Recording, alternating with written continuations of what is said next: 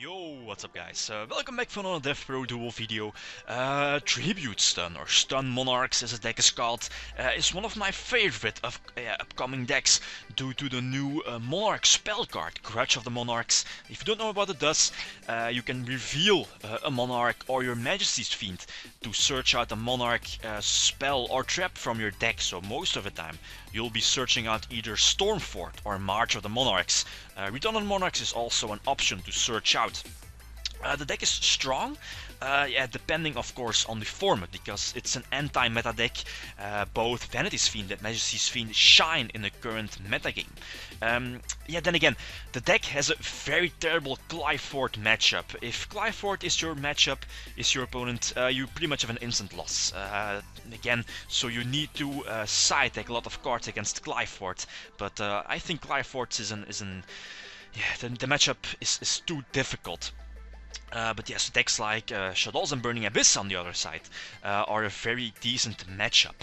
I'm still not happy with the deck list. I'm not main decking Khadgar D. The only reason why I would main deck Khadgar D is because of the first turn opening. If I would start, but then again, if I win the die roll, I always let my opponent start because of the extra card, and then again my opponent has the monster, so I can tribute it to get my Monarch or tribute monster on board.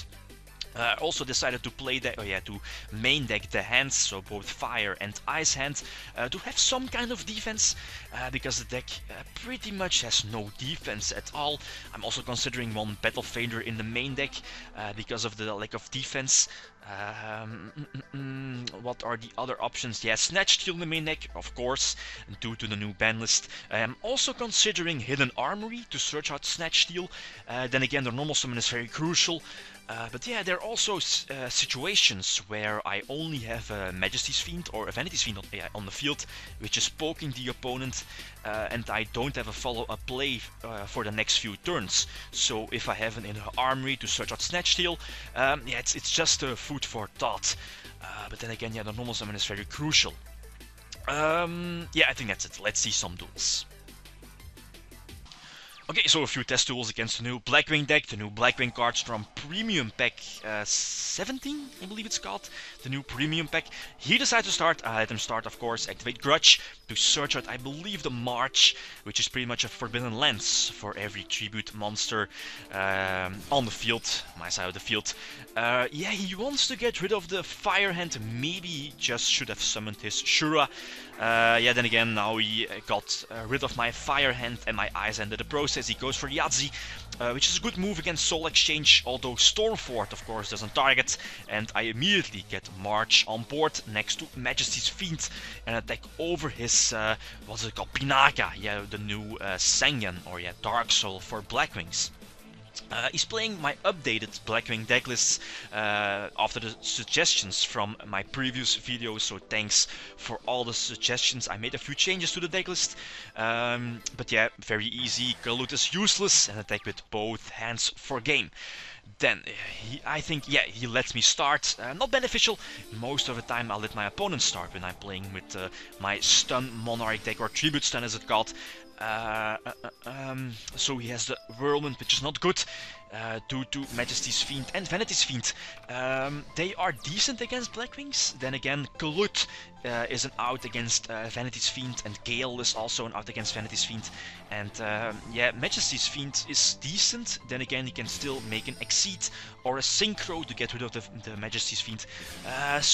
Depending on the setup on his hand, it's 50-50. Both cards. He makes the new Exceed, which I also added to the deck. I overlooked it. There is the Ice Hand. I revealed the Degree. Maybe I should have waited with Degree due to Icarus attack. Then if he had Icarus attack, I could have chained my Degree. Then again, if he had Warning, it's either both cards. He goes for the Hawkcho, I believe it's called, and reborns his Armed Ring. It didn't really matter if I tributed my Ice Hand for Chaos or his his Armed Ring for my Chaos.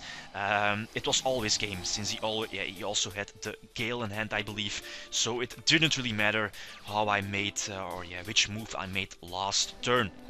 He opens up with pretty much a very good hand, both whirlwinds, at least yeah, 2 black whirlwinds, and that's everything a Blackwing player wants, next to some kind of back row of course, and I completely brick. Yeah, 2 March, 2 Forbidden Lands and the degree set. Yeah, nothing I can do. That happens. Bricking is common with the deck. You can open up with Whirlwind and double back row. Again, a very solid opening hand. No reason to activate my Stormfort here and run into a Bottomless or something like that. So I first want to set up my roll degree. Again, goes for the Exceed. Yeah, the rank 4 Exceed is pretty much a gear guidance for Blackwings. You can search out a level 4 Blackwing from your deck. So something like Shura, for example. There is the Armor Master. And here, I changed my mind. I activate my March of the Monarchs, but again, his Whirlwind is very crucial to get, or at least to search out an out for either Majesty's Fiend, something like Gale to have a Synchro possibility, or Kalut to attack over my Vanity's Fiend. So that's why I attacked first with my Ice Hand, eventually tributed to still have that Stormfort in hand for later, just in case, again, if he has an out to that Majesty's Fiend or Vanity's Fiend, depending on the situation. He top decks into a Whirlwind, makes Yahtzee, which is a good move. Soul Exchange targets, the hands do target, so Yahtzee is of course a very good move. But yeah, Stormfort does not target, so I can just Stormfort is Yahtzee, go for Chaos to remove his Whirlwind. Again, minimalize the outs he has to get rid of my combo, my lock, and that's game over. Okay, last tool.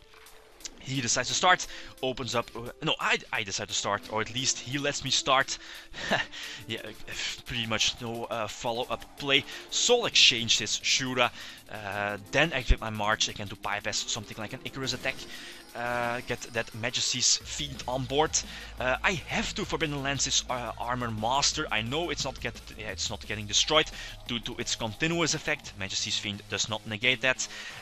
Since my plan was to here Snatch Steal his monster, attack for some huge damage, and then tribute for Vanity's Fiend. But yeah, he does have the Icarus attack. He can get rid of my March, and then yeah, the Raigeki clears the field. And yeah, this is pretty much a good game. Top deck into a Forbidden Lands. The deck obviously is not very good in top decking. Yeah, double Kalut pretty much seals the deal. So yeah, GG, nothing I could do about that. So the deck list, currently I'm still testing things out. I'm definitely waiting for the new set. I'm definitely waiting for Grudge of the Monarchs. But yeah, then again, I'm still contemplating on main decking Guard D or not. Kaiser Colosseum in the side deck with the End of Anubis, Jinzo. I already main deck one Mobius over the Ryza in the main deck. And again, considering Hidden Armory, the extra deck is not that important since you will be rarely using it. But yeah, guys, if you have any suggestions for the deck list, you can always leave them down below. Yeah, that's it. Guys, thanks for watching, and feel free to leave a comment or a like if you enjoyed the video. Victim signing out. Peace.